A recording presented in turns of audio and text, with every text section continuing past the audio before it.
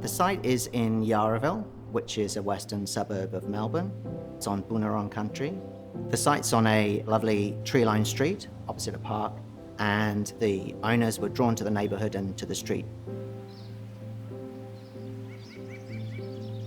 Melissa and Simon, who are the clients, came to us with a pretty clear brief, which was they wanted a very practical home for their family of 5, with a very minimal interior, soft tones, lots of natural materials, and plenty of storage.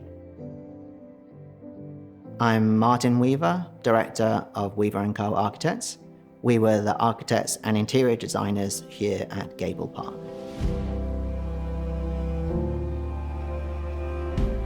The core idea of the project came about very early on, and it really had to do with how a new house should integrate with the neighbourhood and open up to the street in a suburban context.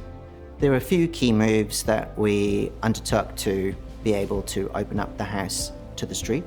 One was enclosing the front garden and actually activating the front garden and making it kind of connected part of the house. I guess often when you look around, many front gardens are disconnected from the street, whereas in this case, it was an opportunity to activate it, use it, and connect it to the rest of the house.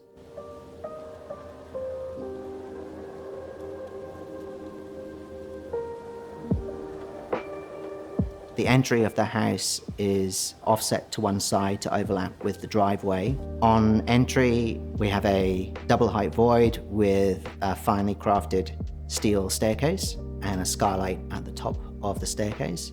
Given the client's brief of a really minimal and soft interior, we wanted to emphasize light and space in the house as much as possible. So when you come into the house, there's the double height void, and then moving through the house, the hallway is compressed with a lower ceiling height before stepping down, and the ceiling raises again to the living, kitchen and dining.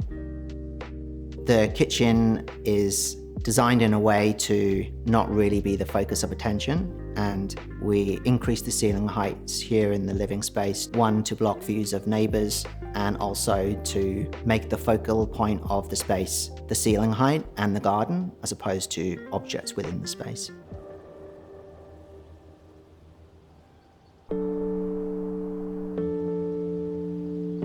Moving through the space to the back of the ground floor is the main bedroom, and through a number of kind of sliding doors that's combined with a study and an ensuite at the rear.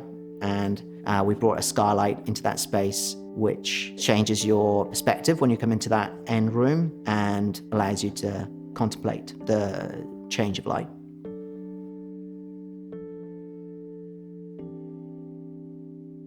Most people, when they come into the house, they automatically go to the front lounge, which is dual-sided with a central garden on one side and the front garden and the park on the other.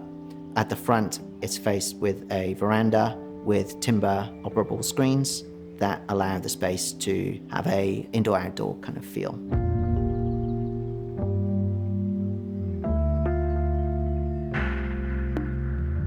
A lot of the materials for the house were really a sympathetic response to surrounding context. The owner of the house really wanted their house to blend in with the neighbourhood, and we chose locally handmade bricks, weatherboard on the first floor, and simple zinc aluminum roofing on the outside.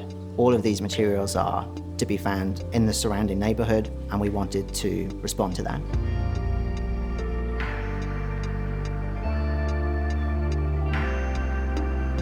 On the interior, we had a lot of natural timber, which was Victorian ash for its soft tones, and subtle colour, which we brought into the bathrooms and on the first floor, which we chose as a response to some of the surrounding colour context.